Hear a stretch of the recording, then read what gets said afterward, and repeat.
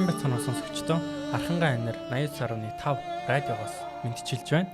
Та бүхэндээ танин мэдэх цаг нэвтрүүлгээрээ уулзж байна. Студид хөтлөгч Солонгоо болон Чанагнынгар миний бий байна.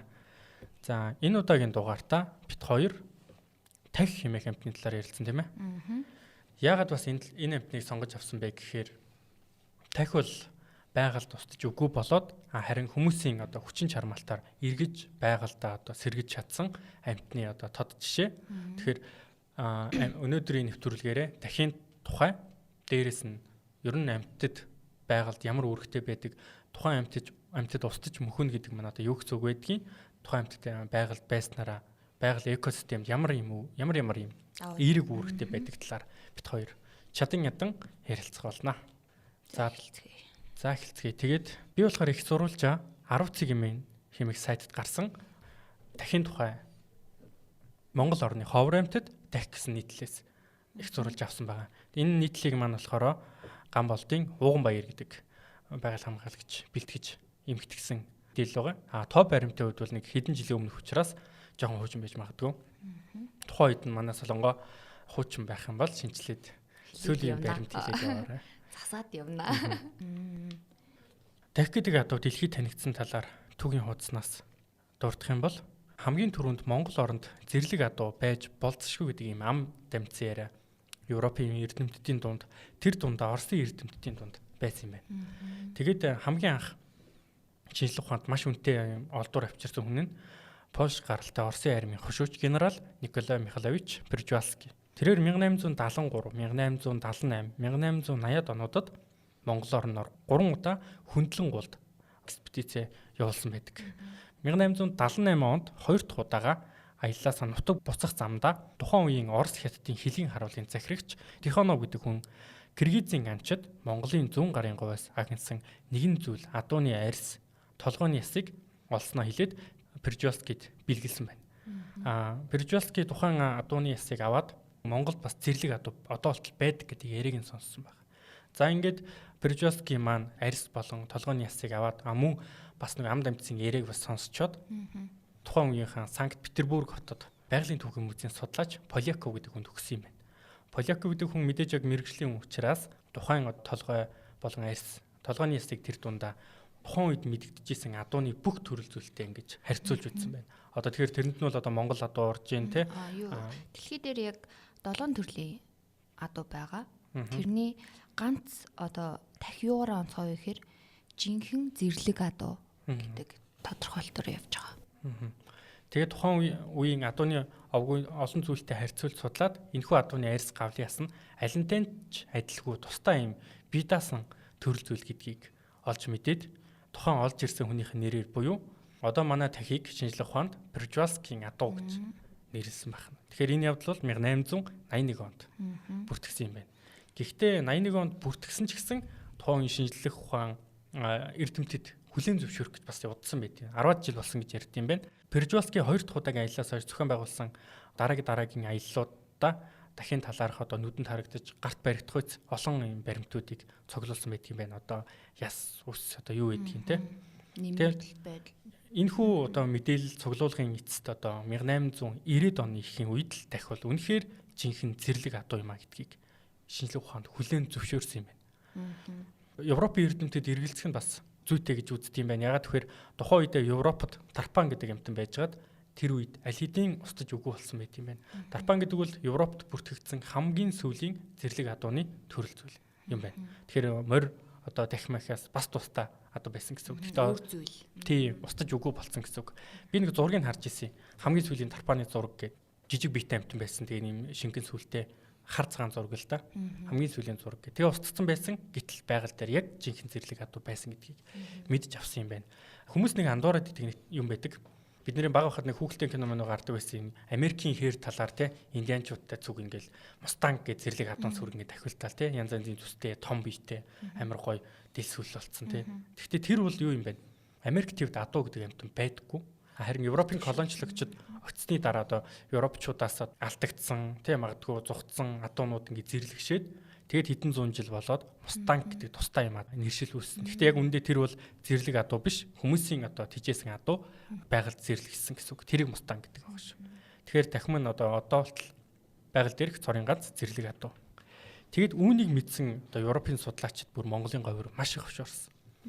Яагаад тэгэхээр тухайн үеийн амтны хүрээлэнгүүд тийм шин содон амтан авчирна гэдэг маш тийм мэдээж мөнгө санхүү те олон хүмүүсийг татах тийм сонирхолтой үзмөр болох байсан учраас 1897 оноос 1903 оны хооронд гадаадын мэрэгчлэтнүүд нутгийн иргэдийг хөллөн маш олон дахин унаг дахийг авч явсан. Баримт болохоор 88 унаг ямар ч байсан 88 унаг Монголын говьяас барьж гарсан гэдэг юм баримт байдаг юм байна. Юу юм бэ? Дахийг бас ингээд сүүлийн үеийн судалгаагаар дахин одоо Казахстан дахь гэрээ адуунаас гаршсан зэрлэг адууны удам гэж бас сүүлийн үеийн судалгаагаар тэгж тогтоогоод байгаа юм байна. Юу гэсэн үг вэ тэр нь? Гэрээ адуунаас салбарлсан гэсэн үг. Тийм. Гэрээ адуу байсан гэдэг. Энэ гэхдээ сүүлийн үеийн судалгаа. Чи нөгөө нэг мөнх химлээ юун дээр очиж уулзсан гэдэг чинь. Устай нур. Тий. Үгүй Эрдэмтэн Өсөх баяр. Тий. Тэр хүн биднэрт нэг хичээл орж исэн байхгүй юу? Тэр үедээ бид нар тэгж ярьж ирсэн. Тэр нь ч гэсэн ерөнхийдөө нотлогцол юм шиг байна. Энэ судалгаан дээр бол тэгж дурдсан байна. Дахин төрлөх одоо нутаг гэх юм бол хамгийн сүүлд бүртгэгдсэн 100 гарын говь. Гэхдээ ер нь бол Монголын нутаг, Казахстаны нутаг, ер нь бол Төв Азийн нутаг гэж Хятадын бас хойд хэсэг ордог юм байна. Оросын баруун өмнөд хэсэг гэх мэтлэн одоо нутагт дархан амьдарч исэн ийм амт юм байна. 1960-аад он гэхэд бол сүүлийн дахиад харагдаад тэгээд түүнээс хойш байгаль дээр дахь гэдэг амтан байха болсон байна гэж бүртгэснээр энэ амтан байгаль дээр устж үг болсон гэсэн тийм. Тийм. Тэгээд яг ингээд тэр 80-аад унаг мунаг барьж явчаад өхөж үргэцээр угаад 54 унаг л яг Европтой хүрсэн юм байна. Тухайн үед мэдээж дид бүтэц тэгээд төмөр замаар явдаг ч юм уу те маш удаан явж байгаа учраас дөнгөж 54 унаг хүрсэн. Тэр 54 унагаас 13 нь л одоо цаашид үржилд орох боломжтой болсон гэсэн үг. Тэгээд энэхүү дахь маань одоо устж мөхсөн шалтгааныг ерөн 3 зүйл болгож үздэг юм байна эрдэмтэд. За нэгдүгürt нь мэдээж бүхэл баг ихэнх амьтдын устгах шалтгаан хүний оролцоотой байдаг ихэнх амьтдын байдаг юм байлээ. Тэгээд тал хэрийн ус бэлчээр сайд эцгүүдийн хүмүүс мал аж ахуй, газар тариалан монголчуудад нүүдэлчд бол те мал аж ахуйгаа эрхэлдэг. За магадгүй Хятадын хойд хэсэг бол 19-р зууны сүүлийн үед Шинжаан руу маш их хятадууд цагаачлах болсон байдаг. Гэх мэтчлэн шалтгаанаас болоод нөгөө сайхан хээр талд амьдардаг байсан амьдрах ёстой тахь маань одоо нутаг биш бэлчээр нь хомигдаад говь руу буюу үржилшин багтай ус багтай газар руу хүчээр түрэгдснээс болоод мэдээж ган цуданд өртдөг болсон тий. Тэгээ бас дэлхийн 2 дугаар дай их нөлөөлсөн гэж бичигдсэн байсан. Тий. Тэгээ бас дэлхийн 2 дугаар дай тэрнээс өмнөх буй Османы хасгийн босвол дээрэмчид хүнсэндээ маш их хэрэгэлдэг байсан. Тухайн үед 1900-аад оны их үе, 1900-аад оны дунд үе буюу одоо дэлхийн 2 дугаар дайны үетэй тэр үед бас үе хүртэл баруун хязгаар бол өмнө самуунтай одоо Османы одоо хасгууд буюу казакууд гэсэн үг шүү дээ, исламын шинжтэй улсууд өөрсдөө манжчин улсаас тусгаарлагдан тэгээд дараа нь байгуулагдсан Хятадаас бас ингээд тусгаарлагдан Оросынх биш, Хятадынх биш, Монголынх биш өөрсдийнхөө зүүн Туркестан гэдэг улсаа байгуулах гэж тэмцэжсэн. Тэгээд яг мэдээж тэмцлээ удирдаа явж исэн хүмүүс байдаг байсан. Түүнийг дагаад бас дээрэм тонуулж гисэн ингээд явдаг байсан. Тэгэнгүүт тэр хүмүүс маань өөрсдөө юм яг нэг дахин амьдэрдэг байсан нутагт байсан. Тэгээд хүнсэндээ маш их агнаж хэргэлдэг байсан юм байна. Тийм учраас дахь бас маш их ховорлцсон. За 3 дахь шалтгаан бол нөгөө дахин унаг барих ажиллагаа. Тэр бол одоо маш их болох. Тэгээд маш хэрцгий гэмээр үйл ажиллагаа болж исэн юм байна. За энийг дараа нь нэмээд миний хувьд бол гений дороотол тэгээ ирлээзжилт зүгээр нэг гэрээ адуутай бас шууд эвцэлд ордог шүү дээ тий. Тэр бас их нөлөөлдөг гэсэн малчит ч юм уу тий дахийг нэг сүрэгтэй аваад яачмаар нь шүү дээ. Тэр бас их нөлөөлдөг. Тэгээд популяц хоорондын тусгаарлалт бас нөгөө хоорондоо үржих нөхцөлийг өгөө хийдэг. Тэгэл их ер нь бол их хумдгал процесс болоод байгаа байхгүй юу? Амьдрах орчин өөрчлөгдөнө гэдэг чинь тэгээд бид нарыг ингээл нэг сайхан таатай орчинд байж ийснэ. Гинт ингээл тий ус мус багтай газар аваач хэл тавьчвал ямар байх вэ тий. Яг тэрэн шиг л би л нэг говь руу очих юм бол бас таардаггүй шүү дээ. Тийм. Тэгэхээр тэр чинь ингээд стресс давтаж байгаа. Тэгээд тэрнээс чинь болоод үржил тий. Тэгээд за тал хээр нутагт өөрсдөө хамгаалах тийм нэг процессыг одоо эрт дээр үеэсээ ингээд цаанаасаа зан төлөвийнхөө хувьд одоо өөрсдөө хамгаалах чадвартай нь штэ тий. Тэгэнгүүт гинт ингээд говь руу ингээд амьдрах орчин өөрчлөгдөд яхаар одоо чонноос ч юм уу өөр ямар давагдшгүй хүчин зүйлүүд гарч ирэхийг тэр амьтад одоо тэр нөхцөл тасан цогцох чадваргүй байна л. Тийм учраас бас нэг устдах шалтгаан том шалтгаан болсон болов уу гэж бодож байна. Тэгээд дахин одоо яг нэг юм тодорхойлтыг бас хэлж үгүй. Ямар тодорхойлт? Гэр ядуунаас юугаараа гадаад төрх нь одоо ялгаатай байдаг талаар. За мэдээж бид нар дахихээр зураг моргнаас ч бичлэгнээс зөндөө харчихсан байх. Хүмүүс зарим нь очиж харсан хүмүүс зөндөө байгаах. За ер нь бол дахин бол бор шаргал төстэй, богинохон хүзүүтэй ингээ адууг бодвол. Тэгээд энэ бол ингээ адуутай харьцуулж гаргаж байгаа шүү. Тэгээд ийм шулуун сүлтэй хөхөлбий зүсмий гэж байгаа. Хул гэж бас үзэж болохоор юм шиг санагдсан. Хонгорч юм шиг те. Тэгээд толгой нь ингээ адуун, гэр ядуунаас хамаагүй том. Чихэн бас гэр ядуунаас харьцангуй богино. Хүзүүний дийл нь босоо бөгөөд сүүлний ууг нь хар хүрэн өнгөтэй байдаг. Тэгээ нэг сонирхолтой зүйл нь гэр ядууны азраг дийл нь ингээд урах тусмаа ингээд доошоо өмждөг бол дахих тэгдэггүй.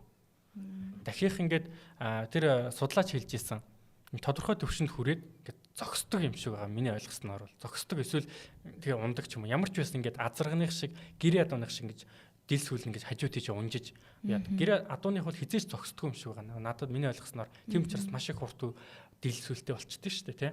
Заримдаа сүүлнийх нь үзүүр ингээ бөөгнөрцөн явж идэв шүү дээ тий. Зарим адууных. Сонирхолтой юм тий. Тий. Тэгээд амьдрах орчин тал хээр газар амьдрдаг байсан бол хожим ингээд говь цөл нутаг руу шахагдсан байдаг юм байна. Тэгээд ерөөхдөө ийм тал хээрний Төв Азийн ийм хуурай сэрүүн эрдэс нөхцөлд бол маш зөгцсөн амтан тэгээд сүргэлж амьдардаг. За бүлийн тоо бол за нэг тийм олон биш. Тэгээд гэр адууных бол дээдлэлтэй 30-40 хүрэх боломжтой байдаг шүү дээ. Тэг маш олон болох боломжтой байдаг бол дахих бол за нэг 10, 15-аас 20, ихтэй 20, 30 хүрдэг юм шиг санагцсан. Ихтэй. Тийм шүү. Маш цөөхөн бүлээрээ явдаг амтан байлээ. Тэгээд маш сонирхолтой бас нэг баримт хэлэх юм бол дахи одоо ингээд одоо нэг арслангийн цөрөгийн сонирхолтой юм баримтат кинонууд дээр байдаг. Чи одоо чи нэг юм сүрэгтэй байлаа гэж бодъё. Гэтэл ингээд чиний ингээд сүрэгтэй юм залуухан юм дуугаар болоод үрээнүүд гараад ирж штэ тий. За тэр үрээнүүдийг хөөж байгаа. Тэгээ үрээнүүд тусдаа ингээд бөөгнөрөөд өөрсдөө үрээнүүдийн нэг 3 4 үрээ ч юм уу ингээд болоо явна гэсэн үг. Гэрээ адуун дээр ч гэсэн тэгдэг. Үрээ шүтлэн хязаалга хүрээд ирэх үед нөгөө бэлгийн бодлолтод болж байгаа учраас азраг тий хасч хөөдөг. Мөн азраг өөрийнхөө үр төл буюу одоо өөрийнхөө цусны байдлуудыг хөөдөг. Энэ нь одоо би өөр амьтад байдаг гэдгийг сайн мэдэхгүй байна. Одоо чинь малын дундаас зөвхөн адуунд байдаг нэг юм сонирхолтой онцлог байдаг нь өөрийнхөө үр төлийг ялгаж таньдаг. Тийм учраас өөрийнхөө цусныхаа одоо эмхчин бодгал буюу байцаа хөөдөг. Тэрийг харин өөр азрагны цус өөртөө азраг түүнийг хурааж аваад өөрийнхөө сүрэгтэй нийлүүлээд үржилт ордог. Тагч гэсэн яг түүнтэй адилхан байдаг. Харин хөөгцсөн тухайн үрээнүүд нь ингэж 2 3-аараа ч юм уу найзлаад ингэ явдаг. Тэгээд 90 цент хүрээд ирэхээрээ яг өөрсдийнхөө сүргээ бүрдүүлдэг. Гэхдээ өөрсдийнхөө сүргээ бүрдүүлэхдээ заримдаа амь насанд нь ч хүрэхээр тулгаануудыг хийнэ гэсэн үг. Одоо ингээд нас дээр гарсан нэг дахин сүргийн азар явж байхад тухайн сүрэг рүү ингэ дайрдаг гэсэн үг. Тэгээд тулдаанд хэрвээ ялах юм бол тухайн азар сүргээ орхиод явна гэсэн үг. Тэгээд өнөөх залуу азар тухайн сүргийн эзэн болно гэсэн үг. Тэгэхээр энэ байгалийн маш хатуу хуулиндор байдаг. Тэгээд маш хатуу одоо үр удмаа таньж мэддэг. Тэгээ энэ бол нөгөө цаашлаа цус ойртохгүй байх гэсэн байгалийн маш сонирхолтой одоо дахид заяасан инстинкт гэж үзнэ л дээ тий. Зан төлөв. Тий, зан төлөв байгаад байгаа. За тэгээд нөгөө 1898 оноос 1903 оны хооронд дахийг барьдаг байсан гэсэн шүү дээ тий.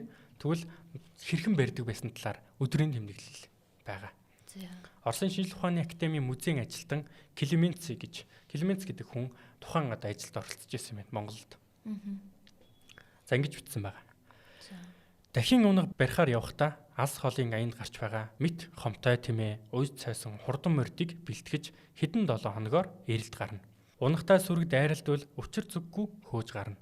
Энэхүү хөөлт 1-2 цагаар тогтохгүй эрг, ганг, гуу жалгыг ис хайхран дахь хаашаа зугтаан ангуучид тийшээ довтлогно. Ангуучид цуцсан мордоо хээр хайчхад өөр морь сэлгэж унаад дахин сүргийг үргэлжлүүлэн хөөнө. Хэд дахин солих унаа нь бэлэн байж байна. Тэгэхээр дахь чадал тэнхээтэй төвчээртэй ч гэсэн хээлтэйгүү нэлх унаг гэх мэт сул дорой амьтад нь хол газарт хурдан давхиж чадалгүй сүлдэн сүрэг баг багаар цуурч эхлэхэд ангуучууд улам хурдалж тэднийг балмагдуулан гуугчин хашгиралтаж буугаар хий буудна. Азарх сүргийнхээ ард хоцорсхийн дагна. Хөөгчд ойртон ирэхэд азарх сүргээ гүйцэн очиж унгалдан сүргээс хоцорсдыг шавдуулан цөлдөж буй унгнуудыг хушуугаараа түлхэн сүргийнхээ ард талыг хумхаар оролдоно гэж. Хөөгчд ойртох тусам азарх тавгүйтэж өөрөө сүргээсээ хоцорч үлдээд дайснуудыг эргэн харж тээнгэлзэж байснаа гинт тэнхээ мэдэн хурдалж хоцорхостой хүч нэмэх гэж оролдоно гэж. Дайснууд сүрэгт тулж ирэхэд азарх эцсийн удаа тэднэр рүү эргэн дайрч буудуулан унана. Ингээд өдөртөгчгүй болсон сүрэг боторч тал тийшээ тахилдна, ангуучид унгнуудыг буугуулдаж барина. Барьсан унгныхаа хөлийг хүлээд дүүрч тэртээ ард үлдсэн тэмээн өсг рүүгээ аваачна. Үүгээр унаг барих ажил дуусахгүй. Унгыг гүүнд авахулна гэдэг маш өргөтэй ажилтай нүр тулна. Гэрийн адууны гүү тахтай адил хул цусмын байх шаардлагатай.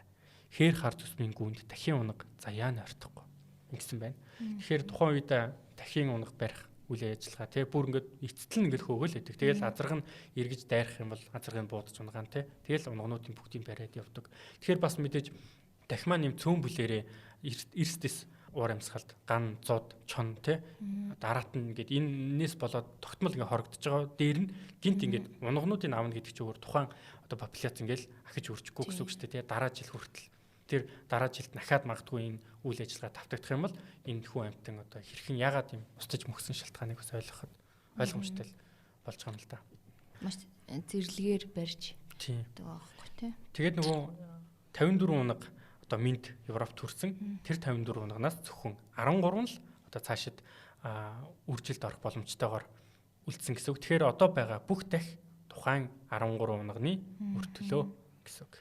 Гэхдээ мэдээж 13хан амьтан дэлхий дээр зөвхөн тэр 13 л үлдсэн байлаа гэж бодоход тухайн амьтнаас ингээд амьтныг эргээд сэргэж яхад генетикийн одоо олон янз байдал нь буурж нас нь богиносон байна.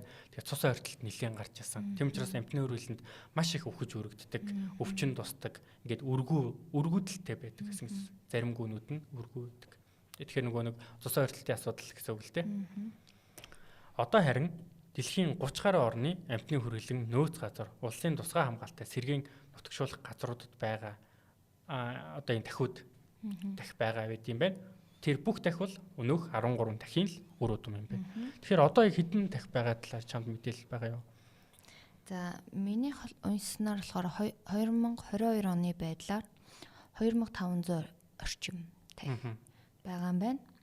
За үүнээс болохоор Хятадын болон Монголын байгальд 1360 орчим дахь амьдарч байна. За харин Европын амьтны хүрээлэнд болохоор 900 дахь. За Америкийн байгалийн паркуудад 120 дахь гэсэн тоо баримт байна. Тэгээд энэ дэр нэг юм чи сонсог байж магадгүй нэг юм сонирхолтой гэмээр юм сэтгэл хөдлөмжийн төвөөр ярьж өгөх юм бол Монгол ер нь дахь нутагшуулсан талаар Монгол дахь сэргээ нутагшуулах 3 хөтөлбөрийн анхдагчд нь хустай нуруунд Голланд улсын иргэн Ингрид Бауман болон Ян Бауман гэдэг хоёр хос охгүй энэ хоёр. Энэ хоёр хүний санаачлагаар одоо хомын талд санаачлагаар хустай нуруунд анх дахин нутагшуулсан юм байна. Тэгээд хомын талд болохоор Швейцарын биологч Клаудиа Фе тэгээд одоо говийн их дархан газар гэж ярьдаг. Говийн их дархан газрын Б хэсэгт болохоор тухайн үеийн Монгол улсын ерөнхий сайд Майдар, Швейцар улсын иргэд болох Вернер болон Дороти Стамын гэр бүл Швейцарын малын эмч Жан Фер Зигфрид нар санаачлан тэгээд мөн Монгол талын зохицуулагчаар очрын Дорж Ра гэдэг хүн ажиллаж исэн юм байна. Тэгэхээр энэ Ян Бауман, Ингрид Бауман нарын түүхийг чамд ярьж өгөө. Энэ маань одоо хустай нуруунд буюу Монголд анх дахийг нутагшуулсан түүх гэсэн үг. Энэ Ян Бауман, Ингрид Бауман гэж гэр бүлийн хоёр л доо.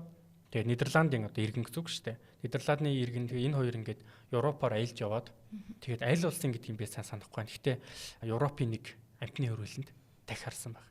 Тэгээд ингээд дахин харсан чинь өнөөх дахин бүр ингээд уул ингээд зэрлэг хээр талдаа ингээд дахиуж явах хэвээр амтны хөрвүүлэнд торон дотор өвс тавиад өгсөн. Тий. Тэгээд хүмүүс ингээд тойроод навсайс юм байсан гэж байгаа. Тийм. Нүдэнд нь ямар ч гал цог тий адуу гэдэг амтнд байдаг тийм хэмэр сүлд харагдаагүй. Тэгэд энэ хоёр хүн түүнийг харчаад маш их юм сэтгэлд нь одоо имзэглээд тэгэд энэ амтны талаар судалгаа хийж эхэлсэн өөртөө. Яг амт маань яг яасан, ямар байдлаар яасан, яаж устж үг болсон, хаана амьдэрдэг байсан. Тэгээ ингэж судалж үзээд ер нь бол байгаль дээр нь ингэж тавих ёстой юм байна гэж үзээд тэгээд хандив босгож эхэлсэн. Хандив босгож эхлээд мэдээж хандив цугларч эхэлсэн. Тэгээд өөрсдийнхөө хөрөнгөөр энэ тентхийн амтны хөрөлнгөөс дахь худалдаж авсан. Тэг чинь амтны хөрөлн чинь дахиад тийм ч амархан өгчихгүй шүү дээ. Тийм маш ширхэг нь айгүй үнэтэй. Тийм маш үнэтэй учраас энэ өөрсдийн мэдээж энэ хүмүүс маань тодорхой хэмжээний хөрөнгөтэй хүмүүс байсан. Тэгвэл бас юм дахь хамгаалагч сан байгуулсан, дахин юм хандивын үйл ажиллагаануудыг маш олон зохион байгуулсан. Олон жил шаардлагцсан энэ. Тэгээд маш олон жил шаардагдаж тэгээд дараа нь энэ Европын энэ жилхэн өндөр хөгжсөн хүмүүсийн нэг сайхан зүйл нь юм энгийн одоо иргэдэн хүртэл бүх юм маш сайн судалгаатай байдаг. Тэгээд эхний ээлжинд ингээд дахиад шууд аваач тавиагүй байгаа. Эхлээд тэр дахнуудыг энэ тентээс цуглуулчаад тусдаа бас нэг үржлийн жижиг хашаа бариад тэнд нь ингэж хэлтүүлэг явуулсан. Тэгээд тэр дундаас тэр нь болохоор Европтой юм уу? Европтой. Тэгээд тэр дундаа цаашид нөгөө нэг үржилд орох боломжтой юмнуудаа ингэ шалгаж авч байгаа. Тэгээд тэрийг ахиж үржилд оруулж байгаа. Тэгэхээр эн чинь адуу үржээд олон болох хугацаа гэдэг чинь бас тодорхой хэмжээний олон жил шаардлагатна. Тэгээд хид хідэн үе өнгөрсөний дараа нөгөө дахь маань хүний тусламжгүйгээр одоо нийллэгэнд ороод үржилд ороход ямар нэгэн байдлаар одоо тархлааны хөвд гэдэг ч юм уу те генетикийн хөвд, бие физиологийн хөвд гэдэг ч юм уу асуудалгүй болж эхлэх үед нь одоо харин дараагийн шатанд орно. Тэгээд хаанаас гээд ингээд Казахстаны нэг улсаас Унгар, Украин, Унгар тэгээд Казахстан, Монгол зэрэг улсуудад ийм судалгаа хийсэн баг. Хаана яг энэ дахийг ингэж байгальд нь тавихад боломжтой вэ гэд. Тэгээд хид хідэн газараас Казахстаны нэг газар байсан санагдаж чинь тэгээд хамгийн тохиромжтой Монголын хустай нур байсан. Тэгэхэд юу юм бэлээ? Монголоос өмнө яг Хятад улсад 1986 онд үлээ нутагшуулж исэн мэлээ. Нэг 5 жилийн өмнө. Монголд болохоор ч 1991 тий. Тэгээд за Монголд бол ингээд хустай нуруунд тавьсан. Одоо Монголд 3 газар тахи байгаа. Хустай нуруунд байгаа. Завхан аймагт байдаг Хомын тал гэдэг газар олон тооны тодорхой хэмжээний тахи байгаа. Тэгээ говийн их дархан цаазд газрын Б хэсэгт бас тахи гэдэг амтан нутагладаг. Гэхдээ хамгийн олон тоотой байгаа нь яг одоогийн байдлаар буюу 2025 оны байдлаар хустай нуруунд хамгийн олон тоотой нь байдаг. Тэгээ хустай нуруунд байгалийн одоо ганцхан дахиас гадна энэ дахийг дагаад байгалийн олон ийм одоо эерэг сайхан өөрчлөлтүүд гарсан учраас ерөөхдөө хустай нурууг жишээ болгоод цаашдаа би ингээ яриа авчиж бодож байгаа. Тэгээд өнгөрсөн жил миний хувьд дахитай холбоотой хүүхдийн ном хийх гээд тэгээд редакцийн багаар хустай нуруунд очиод тэгээд би амьдралдаа анх удаага тахи харж үзсэн. Тэгээд ингээ бүтэн яваад үзэхэд маш одоо юм сонирхолтой. Бид нар ингээ анзаараагүй байхад тэр хажууд маань ингээ байгаль хамгаалагч нар тий биологч нар ямар том ажил хийж идэм бэ гэдгийг ойлгосон. Яг ингээ биеэрээ ингээ мэдрээд ойлгосон. Тэр талаар бас дараа нь гоё дэлгэрэнгүй одоо утгагүй ярьж өгье гэж бодлоо. Тэгэхээр дахин одоо хамгийн анхны түүх нь ерөнхийдөө миний санаж байгаагаар бол энэ хоёр хүний түүх. Одоо хустай нурууны ингээд музейр ороход энэ Ямбауман гэдэг хүний одоо түүх ингээд байж идэм билээ. Энэ хүн ингээд санаачлаг гаргаагүй бол магадгүй энэ ажил хийгдэх байсан хэсэг нь тодорхойгүй. Энэ хүн санаачлаг гаргаснаас болж дэлхийн олон улсын эрдэмтэд яг зочроо авна гэдэг шиг зэрэг юм төслүүд явж эхэлсэн. Дэлхийн олон оронд. Одоо маш сонирхолтой бас нэг юм жишээ хэлэхэд одоо Чернобыль гэж сонсч байсан уу? Чернобылийн цахилгаан станц гэдэг 1980-ад онд 80 хэдэн онд үлээ тухайн үеийн зөвлөлт холбоот улс одоогийн Украины нутагт байдаг атомын цахилгаан станц дэлбэрэлт болоод тэгээ Европыг баг тэр чигээр нь устгах хэмжээний аюул болж исэн. Маш олон унаас орсон. Одоо л тэр газар хаалттай. Гэхдээ сонирхолтой нь амьтдын хувьд явааж юм болсон. Тэнд хүн байдаг байхгүй юу? Хүн байхгүй. Бүхэл бүтэн эдийн хот шүү дээ, тэ. хотын нутаг, тэр хотын ойр орчмын нутаг гэдэг чинь баг одоо манайхаар бол одоо манай нэг аймгийн нутаг ч юм нэг сумын нутаг тэр чигээр ямар ч хүнгүй. Тэгээд тухайн Чернобылийн хажууд байдаг Припят гэдэг хот байдаг байсан. Тэр атом цэглэгээ станцд ажилладаг хүмүүсийнх нь хот. Тэр ингээд хориотой. Гэхдээ нууцаар гэдэг ч юм уу аялал жуулчлал бас ингээд нууцаар хөгжиж байгаа. Би тэрний баримтат киног нь үзчихсэн юм байна. Тэг ингээд бүх юм ингээд хаяа яваад нэг л өдөр ингээд бүгдийг аваа явцсан. Тэг ингээд бүх юм яг хэвэндээ ингээд үлдсэн тийм газар байдаг. Тэнд тахи байдаг. Яг ингээд зэрлэгээр амьдарч идэг. Тухайн үед бас ингээд нутагшуулж ясан төслөөс үлдсэн гэж би сонсч байсан. Тэгээд дахиас гадна маш олон амьтад тэнд ингээд амьдарч идэг юм байлээ. Тэгэхээр ингээд хүмүүсийн хувьд одоо юм цацрах идэвхт бодисын асуудалтай боловч амьтдын хувьд бас ингээд амьдардаг. Хүн их юу юм шүү тий хүн байгаа газар л ер нь бүх юм сүйдэгдэг. Тэгэхээр энэ дахин түүх үйл яг тэрний эсрэг түүх. Бид нар өөрсдөө нөгөө алдаагаа ухамсарлаад эргүүлээд тэр алдаагаа засч чадсан. Бас гайхалтай түүх. Нөгөө сэргээн нутагшуулахаас өмнө яг зэрлэг байгальтанд байхад нь бид нар бол судалж чадаагүй. Тийм учраас одоо ингээд судлагдаад яаж байгаа нь бас бахархалтай гоё л тий. Тэгээд Адууны овгийн одоо дэлхий дээр байгаа цорын ганц зэрлэг одоо зүйл 1991 онд Монголдо хустай нурууд тэгээд түүнээс хойш маш олон ингээд давтамжтайгаар ингэж тавьдаг юм байна. Нэг доор нь авчирч ирээл нэг удаа тавьчихдгүй ингээд хамгийн анхны одоо Монголд авчираад одоо 3 дахь авчирсан санагдаж байна. Тэгээд тэнд байхдаа Монголд төрсэн хамгийн анхны унаг түүнийг уугна гэж нэрлэдэг. Ууган монголчууд ууган гэж ярьдаг шүү дээ. Тэрэн шиг уугна гэж нэрлэдэг. Уугна бол хожим ингээд сөргийн манлаа азаргалсан олон үр төлтэй. Тэгэхээр Монголд одоо байгаа хустай нуруунд тэр дундаа байгаа одоонууд бол тэр уугнагийн төлүүдийн доолтол ингээд явж байгаа гэсэн үг. Мэдээж түүнээс хойш ирсэн бас дахиуд байгаа л да. Тэгэхээр ихтэй ямар ч байсан Монголд одоо төрсэн хамгийн анхны унаг бол уугна ах. Тэгээд энийг бас нөгөө хустай нурууны захиргаанаас хэлжсэн. Ингээд байгаль хамгаалах, тахи хамгаалах санд одоо ингэж хандив өргөх юм бол тэр хүн тухайн тахитай нэр өгөх боломжтой. Тэгэхээр ингээд янз янзын гадаад Монгол янз янзын нэртэй тахинууд байж дим билээ. Тэр чинь бас нэг сонирх гоё юу гэдэг арга байгаа тий. Бас ингээд бахархалтай тухайн нэг хандив өргөсөн хүн магадгүй өр хөвгттэй тий. Энэ нөгөө миний нэрлсэн тахи явж гин гэдэг яг нэрээр ингээд дуудаа явж дим билээ. Тэгээ энэ тахинууд чинь одоо Монголд байгаа тахиуд бүгд нэртэй. Одоо шин дахин унгалах болгон тэрийг одоо тухайн байгаль хамгааллын захиргаа бол маш их одоо баяр гэж хүлээж авдаг. Харин одоо дахин ингээд хоригдсон байх юм бол маш их одоо өөрсдөө шаналдаг юм байлээ. Мэдээж дахиул байгальтаа ингэж хамгаалалтын юм дархан заазд газар боловч байгальд байгаа. Тийм учраас тэнд бол зуд дорхон нөлөөлнө, ган гачиг бас нөлөөлнө.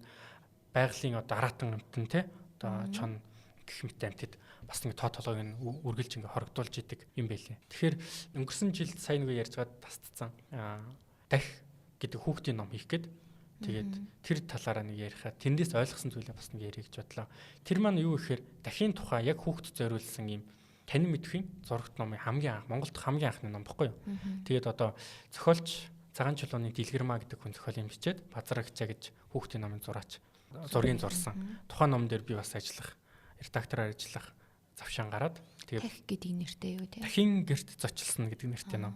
Тэгэхээр номын дэлгүүрүүдээр худалдаалгаж байгаа. Тэгээд тэн дээр бол маш жижигхэн цомхон ном байгаа. Яг дахигтай ингээ уулзаад буцаа явж байгаа хүүхдийн талаар. Хустай нуруунд очиж байгаа хүүхдийн талаар. Тэгээд бид нар яг анх ингээ дахин юунд хустай нуруунд очиход хустай нуруунд байгаль хамгааллын захиргаа бас маш сайн ажилдаг тий. Зүгээр нэг юм ажил гэж боддгоо. Үнэхээр одоо ингэж сэтгэлээс ажилтдаг хүмүүс санагдсан нэгдүгээрт.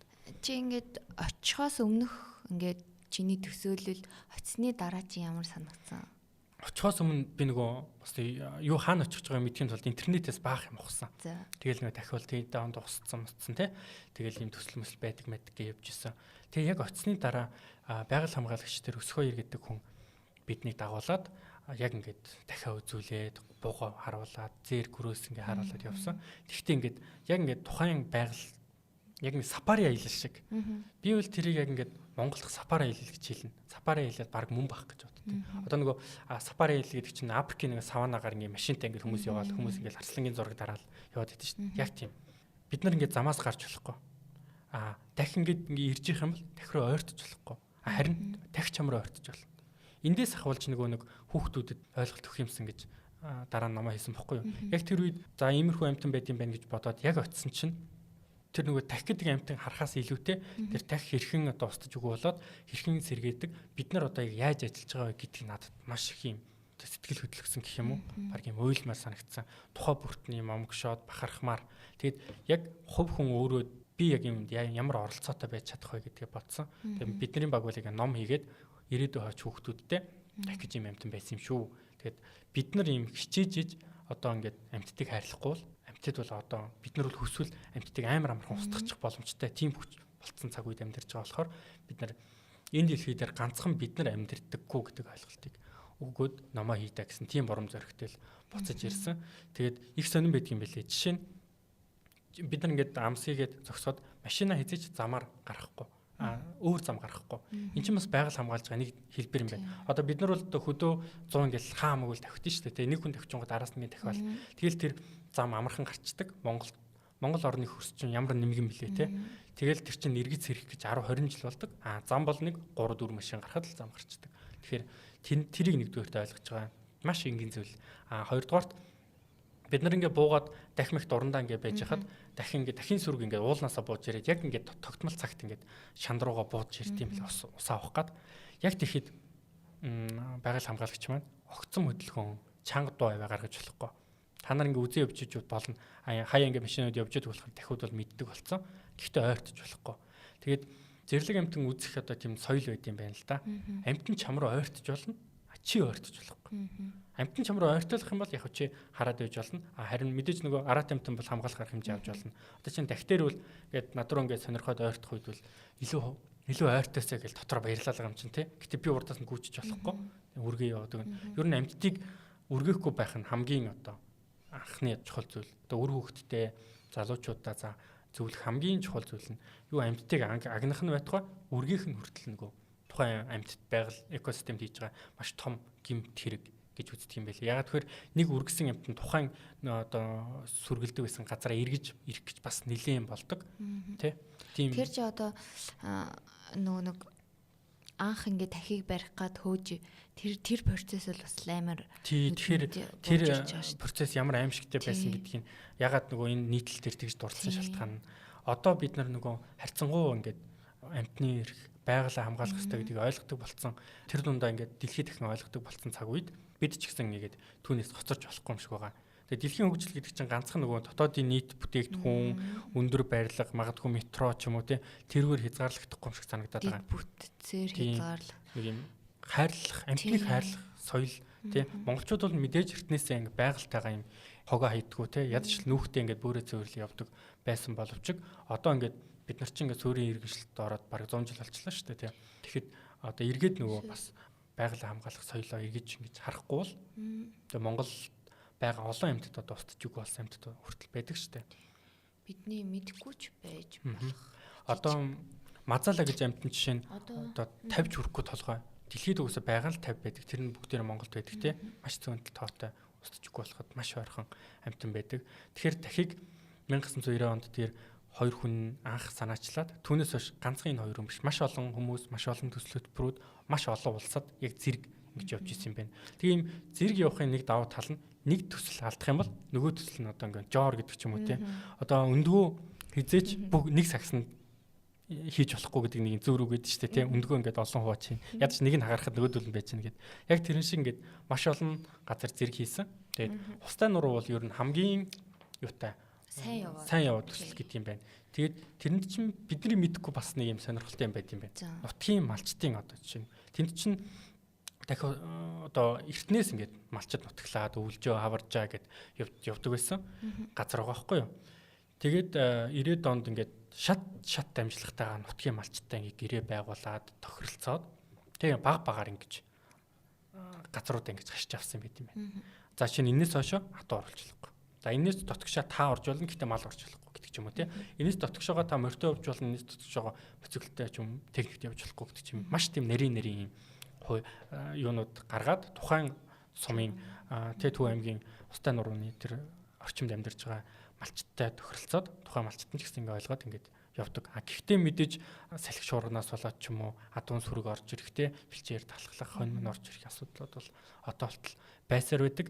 Тэгээд хамгийн харамсалтай нь бас тусгай хамгаалалттай газар байхад нууцаар орж ирж ан хийдэг тий таруугаа гиндэг гэдэг ч юм уу тиймэрхүү зүйлс. Анчтын шүлсийг гойжуулах байлгүй дээ тэр газар чинь. Тэгээд маш сонирхолтой нэг зүйлийг судлаач маань хэлж ирсэн. Юу вэ гэхээр тухайн хүмүүс судлаачид мэдээж дахийг нутагшуулна гэдэг шинжлэх ухаанд анх удаага учраас хангалттай тийм нэг мэдлэг мэдээлэл одоо ингээ уншигээд гараа болон байхгүй гэсэн үг шүү дээ тий. Бүгдийн л өөрсдөө хин гэсэн үг шинээр. Тэгсэн чинь за ингээ дахь маань нутагчлаа. Ингээд газар нутгаа ингээд тавьчлаа. Дахиад нутагшуулчлаа. Дахь маань үржилт орчлоо. Ингээд эхний төлөвлөгөө ингээд окей ингээд үндсэн төлөвлөгөө маань болчлоо гэж бодсон чинь хамгийн гайхалтай нь одоо юм төсөөлөгөө үр дүнгууд гарч ирсэн. Жишээ нь дахь нутаглаад тухайн бүсээс ингээд малчид зайгаа бариад зөвхөн юм зэрлэг амьтад амьдардаг болоод эхэлсэн чинь тэнд амьдардаг бас олон 10 жилийн өмнө тэнд амьдардаг байжгаад хүмүүсийн нөлөөгөөр дөрвцэн амьтад ирж эхэлсэн. Тэнд баг чон мон байдгүй байсан бол чонтой болсон байна. 20-30-аад чонтой байдаг.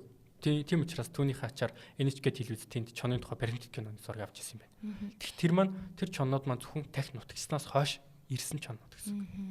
Тэгэхээр чин экосистем өөрөө ингээд өөрөөгөө сэргээж штэ тий. Тэгээд бидний тэнд ч гэсэн судалгаа хийж л байгаа амтэн төдийгүй ургамал хүртэл олон зүйл тий шинэ ургамал нэмж ургаж л байгаа. Бид нэр судлаачд бол судалж л байгаа. Бид нэр жоохон мэдээлэлгүй л болохоос тий. Одоо тэр амьтдтай холбоотой гэх юм бол хамгийн түрүүнд зэр нэрж нутгалсан. Тэгээ зэр чинь ганц нэгээр ирэхгүй шүү дээ. Хэдэн мянгаараа хэдэн зугаараа. Би ингээ харж ирсэн ингээл мэрэлцаал байж дим байлээ. Хэд хэдэн сүргээр ингээд байждаг. Тэгээд зэр нэрж өвлждөг болсон байна. Тэг ингээ зэрийн тоотлогоо ерөөхдөө 2-3 мянган зэр тогтмол тэрвэн бүс нутагт ингээ байждаг. Тэгэхээр байгаль өөрөө маш тийм нэг хязгаарч алдаа гаргадаггүй маш сайн одоо эдгэгч гэдэг зүйл. Байгаль бол яг бурхан гэдэг аахгүй юу? Бурхан бол яг байгаль. Ягаад гэхээр хизээч алддаг. Хүмүүс бол алддаг. Ямар нэг юм хийхдээ алддаг тий. Байгаль сэргээх гэж чад нөгөөх нь ингээд байхгүй болгочдөг тий. Гэтэл байгаль тэгдэггүй яг ингээд бүх зүйлийг сэргээдэг. Дахин ирж нутагчснаас хойш тэнд зээрийн сүрэг ирдэг болсон байгаа. Тэгээд манай сонсогчдод бас бүгдээр мэдж байгаа. Бугын. Улаанбаатартай ойрхон та яг буг үзье гэж бодвол хостой нуранд очиорой. Тэр дундаа 9-10 сарын үед очих юм бол яг нэг бугын орооны үе байдаг болохоор 9 сард очсон дээр 10 сар гэхээр оройтчтэй юм лээ дуусдаг. Тэгээд энэ тэнд ингээл дуу гардаг юм л. Уулын тэр буг урамдж байгаа дуу үнэхээр гоё. Тэгэл ингээд машинтай явж байхад бүх талд чинь ингээд буг урамдаал. Тэгэл бугын сүргүүд ингээд бууж ирдэг. Бас нэг юунд орох гээд бугын сүрэг дахь хоёр ингээд холдоод бууж ирдэг. Тэгээд буг маань өөрөө яг ингээд уулын ороогоор явж юм бэл. Тэгээд ингээд дурандахад үнэхээр сүрлэг харагддаг. Тэгэхээр буг халуун бугын тоотлого маш ихссэн. Тэгээд халуун бугын тоо тотлогоо гэхдээ хитрхи ихсэх юм бол экосистемд алдаатай шүү дээ. Гэтэл алдаа гараагүй. Ягаад гэхээр чон ирсэн. Чон маань өөрөө байгалийн маш том индикатор буюу нөгөө зохицуулагч болдог. Тухайн амьтны одоо өвчтөйг нь тий сул доройг нь барьж идээд тухайн сүрэг хамгийн сайн цаашаа ингэж үржих болцоотой болдог тий. Тэгэхгүй ингээд ямар ч араатай амьтан байхгүй бол тухайн үсэнд хижээлтэй амьтны тоотлого нь ихсээд бэлчээрийн даац нь одоо багасаад эсвэл нөгөө бусад амьтдынхаа нөгөө итж тижээл ингэж булааж эхэлдэг. Тим түүхүүд жишээнүүд дэлхийд маш олон байдаг. Тэг тийм зүйл болсон байгаа. Тэгээд ганцхан буг зэр гөрөөснөөс гадна ингэж чон хүртэл ирсэн.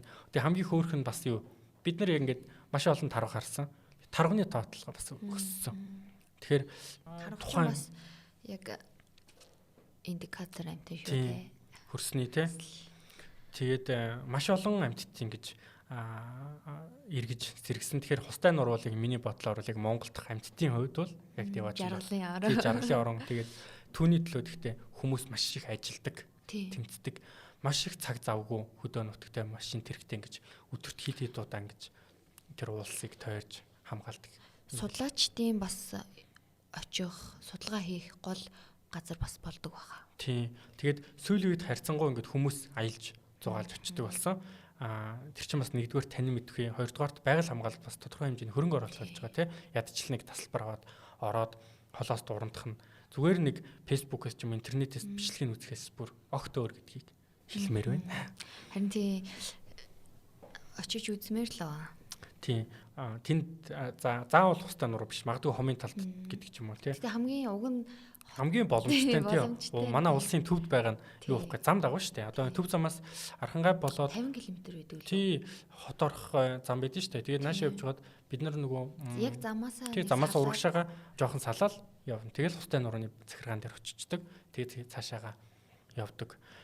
Тэгээд хустай нуруу маань өөрөө анхандаа ингээд төрийн хувийн хвшлийн хамт байж байгаад сүүлдээ ингээд хувийн хвшлийн дархан цаасд газар болсон юм байлээ. Тэгэхээр ингээд татвар төлөгчдийн биш мөнгөөр биш өөрөөсөө санхүүжүүлээд хамгааллын үйл ажиллагаа явуулдаг тийм газар юм байлээ. Тэгээд надад бол тэр тах гэдэг амтан судлаачид нь өөрсдөө маш олон ном зохиол дээр тэгж гарсан байт юм байлээ. Одоо тахын тухай судалгаан дээр Тэнгэрийн хүлэг гэдэг. Яалтчгүй л надад тий Тэнгэрийн хүлэг гэж санагдсан. Тэгээд надад нэг юм баримтгаа 1968 онд юм байна. Говьалтай аймгийн говийн их дархан цаасд газарт тэр хамгийн сүүлийн тах харагдсан гэсэн баримт. Тэгэхээр 92 онд нөгөө Монгол тах авчирсан гэсэн шүү дээ. Тэгэхэд 15 тах Нидерландаас авчирсан юм байна. Голланд гэж ярьдаг та тий. Тэгэд хустай нуруунд ирээд. Тэгээ хожим энэ тентхийн улсуудаас болон Голландаас хомын тал говийн их дархан газарт гээд тах нутагш болсон. Гурууланд нь л очиж үзмээр санагдаж байна. Тий харьцуулаад. Гуруулаа их бас сонио өөр тий. Нэг нь ингээд газар нутгийн хувьд өөр. Нэг нь говь, нэг нь хустай нуруу бол юм хангаа газар байлээ шүү. Харьцангуй хангаа. Тэгтээ яг ингээд тэгээ яагаад тэнд менежменттэй байна уу? Яг юунаас болоод яг хустай нуруу нь илүү тий дахин илүү үржээд үржих нөхцөл нь болоод байна. Тэр мөр нь аюу сонирхолтой юм аа. Тий. Надад бол хустай нурууны захиргаа бол маш сайн менежменттэй санагдсан. Маш сайн, маш хатуу, маш зарчимчтэй. Одоо тэр анхныхаа тэр бодлогоо маш сайн дагаж авч явдаг тийм санагдсан. Тэгээд тухайн тэнд ажиллаж байгаа бүх ажилчид нь хүртэл яг маш тийм ихтгэл үнэмшилтэй ажилладаг тийм хүмүүс санагдсан. Яг нэг юм биологчдоор ганцхан биологчд биш яг тэр үеийг ингээд явж байгаад буцаад Улаанбаатар хот руугаа ажиллаад тусгаад томилтод тусгаад явахдаа яг юугаар бахархсан бэ гэхээр одоо нэг шинжлэх ухаанчдаар шинжлэх ухааны салбарт ажиллаж байгаа тэр эрдэмт тэр бахархсан.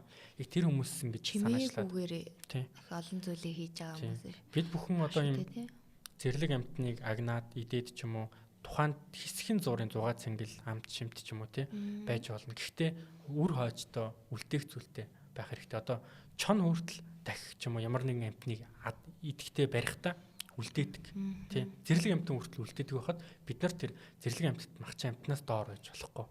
Тий. Бид нар мэдээж магадгүй ан хийж болох л байх тий. Гэхдээ ингээд үлдээх хэвээр байгальт нь ингээд байлгах хэвээр гэдэг ойлголтыг л энэ тахнаас ойлгож авсан да. Гоё мэдээлэл байна. Тэгээд бас нэг юм энэтэй холбоотой жоохон холбоотой байж магадгүй ч гэсэн юм шал далийн нэг юм ярих. Антарктидын гол цэг буюу өмнөд төлөлд хүрэх алдарт уралдаан болдог байхгүй юу? Тэр нь болохоор Британийн экспедиц маш олон үнэтэй Роберт Скотт Фалкон гэдэг хүнээр өдөртүүлээ явсан. Тэр нь маш олон үнэтэй цэргийнхэн мэргийнхэн те маш том баг. Хэдэн онд? Тэр чинь юу лээ дээ 1900-аад оны өмнөх байх. За би гэл хараатай. Хоёр экспедицийн уралдаан болсон.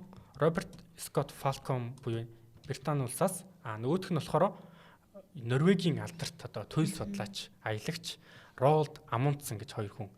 Одоо яг зэрэг гарч байгаа гэдэг тэр үед нь мэдсэн байгаа санаандгүйгээр. Шинжлэх ухааны маш том нийлт хийж байгаа байхгүй юу? Хүн төрөлхтөн өмнө Антарктид буюу өмнөд туйлын одоо яг тэр нэг туйлын цэг дээр тэг цэг дээр очиж үзег байсан. Тэгээд харин Роберт Скотт Ролд Амундсен болохоор юм цөөхөн аялдаг. 5 хүнтэй байсан. Тэгээд 5 хүнтэй цөөн тооны нохоотой, нэг чарганы нохоотой гэсэн. Тэгээд цөөхөн хүнтэй явсан болохоор хурдан явсан. Роберт Скотт Фалкон 20 гаруй хүнтэй яваад хамгийн харамсалтай нь тэнд очсон чинь Норвегийн талбай мандчихсэн. Тэгээ тэр хоёрын уралдааныг дэлхийд даяар ингээд сонин хэвлэлд. Энэ бол 1900-аад оны их үе ч юу. Энэ аялал маань. Энэ хүн нас барахтаа 1912 онд нас барсан. Тэгэхээр энэ хүн аялал маань 1911-с 12 оны үед болсон гэсэн үг. Монголд ч нөгөө эрх чөлөөний хувьсгал манжийн богдхан улс байгуулагдчих үед гэсэн үг шүү дээ. Тэгэхэд энэ хоёр улс ингээ уралдаж байсан байна. Энэ хоёр улсын эрдэмтэд. Тэгэхэд Роберт Скотт Фалкон ийм сонирхолтой шийдэл гаргасан байгаа. Хэдий энэ хүн дараа нь ингээд бүх хүн нас бараад өөрөө ч нас барсан. Хизээж эргэж ирээгүй боловч хүүтэнд төсвөртэйгээд Манжуур хятад, хойд хятад, умард хятад гэж өөр Монгол шүү дээ. Тэгээ Манжуур нутгаас Монгол морьд авсан байна. Тэгээ Монгол морьдыг аваад Тэгээ Монгол мордыг Антарктид руу авч чадсан байна. Тэгээд яг тэгэхээр Европ мордууд бол нэм өндөр чирэг боловч хүүтэнд эсвэргүй те. Энэ Монгол морд бол идэж хоолоо өөрөө доолоод идчихдэг хамаг бага хоол хүнсээр урт хугацаанд явдаг тэсвэртэй гэдэг утгаар авч явсан. Харамсалтай нь маш олон хүн явсан учраас экспедиц бол тэр чигээр эндсэн. Харин Roald Amundsen маш цөөн багаар маш хурдан яваад тухайн нөгөө өмнө төлд хөрчээд буцаад хөл онгоцон дээр хүрээд ирсэн. Тэгээд бүр сүүлд нь энэ Роберт Скоттийн баг эндсэн гэдгийг олж мэдсэн. Тэгэхээр 1900-аад оны их үед нөгөө Монголыг сонирхдаг байсан гэдээ ярьсан шүү дээ тийм. Яг бас тэрнтэй адилхан Монгол адаг бас энэ хүн уралдаанд бас ашиглаж ирсэн тийм түүх байдаг юм байлээ. Шал нөгөө хөндлөн юм ярихад. За тэгээд Францаас бас авчирч ирсэн юм байна. Чи ингэ такс сул тавьж байгаа бичлэг үзчихсэн үү? Харж исэн. Тэг ингээд онгоцоор авчирд юм байна. Онгоцоор авчираад онгоцон дотроо тусад нь юм чүчээ хийдэг. Онгоцон дотроо шүү. Тийм модон. Ийм төмөр мөмөр юмж болохгүй шүү. Тийм зөөлөн байх хэвээр. Тэгээд тэр модын зүйлсээ онгоцноос буулгаад маш том ачааны машинуудад одоо ачаад тухайн одоо магадгүй хомын талд ч юм уу те устай нуруунд ч юм аваачиж байгаа юм байна. Эхлээд нөгөө нэг жижиг хашаанд нэг жил мэлж байлгаад тэгээд юунд нь гаргадаг гэсэн шүү дээ. Тий одоо тэр ган очиод шууд гаргаад тавьчихдаг юм байна. Яг чиний хэлсэн шиг эхлээд юм тасах хашаа гэдэг шиг юм тийм хашаанд байлгад юм байна. Тэгээд тэр хашаанд ингээд байлгаад тухайн орчинтойгоо агаарттайгаа тий ингээд танилцсны дараа тэнд нь одоо зэрлэг дахин сүргээс одоо Монголд арай өмнө ирсэн дахиас ганц нэг дахь бас оруулдаг юм байна. Тэг ингээд сөрөг бүрдүүлдэг. Тэгээд гаргадаг юм. Тэгэд эхний дахин буугаад эхний нэг жилд бол хүмүүсийн маш их хараа хяналтанд ор байдаг бол нэг жил өнгөрөөд 2 3 дахь жилээс бол харьцангуй өөрсдийнхөө эрхчлөөтэй байдлаар явдаг. Гэхдээ мэдээж байгаль хамгаалагчид бол байнгын хяналтанд донд байж идэм байна. Байнгын дурандаастай байт юм байна. Тэгээд тэр уугна гэд Монголд хамгийн анхны тахь төрсөн түүх маш тийм сэтгэл хөдлөм байдаг санагдсан. Ингээд байгаль хамгаалагч ингээд дурнж ирсэн юм байна. Тэгээд шинэ ирсэн дахиудаас бас ганц нэг нь хүж өргөдсөн юм байна. Тэр өвөлдөө. Тэгээд тэр нь мэдээж байгаль хамгаалагч жоохон хэцүү байгаа ч гэсэн яг ингээд хавар ингээд дурнж ирсэн чинь уугнагийн ээжийг чинь хин гэдэг вүлээ. Тухайн гүү ингээд нэг газар ингээд хөдлөхгүй байгаалсан юм байна. Зогсоолсон юм байна. Тэгэл ахаал ингээд дурндаадсан чинь яг тэр гүүний доохон талд нь нэг юм бүртэлж хөдөлсөн байгаа байхгүй. Тэгэл мэдээж нөгөө судлаач маань Монголд анх удаага тахь байгальд өөр төрлөө гэд. Тэгэл бөө юм болоод тухайн одоо захиргаар гуцтаал тий гадны мэрэгчлэтнүүдтэйг холбогдол яг тэр бол Монголын баг тий байгаль хамгааллын түүхэнд гарсан маш том тэмдэглэлт үйл явдал болсон гэж ярьд юм байлээ. За тэгэхээр дахин талаар миний ярих зүйл нэг иймэрхүү байна да. Ой сонирхолтой мэдээлэл хүргэсэн чанагтаа баярлалаа. За сонсогчдоо тэгээ таны мэдих цаг нэвтрүүлгийн энэ удаагийн дугаартаа Солонгоо бит 2 Монголд тахь иргэн нутагчсан Монголд тахь одоо мөхсөн ер нь дахин талаар ярилцлаа. Тэгээ дараагийн дугаартаа бит 2 илүү олон сонирхолтой үйл явдал амтан гэх мэт танимтгэн сэдвүүдийн талаар ярилцгаална. За ингээд дараалцгаая. Баярлалаа Солонгоо. Баярлалаа.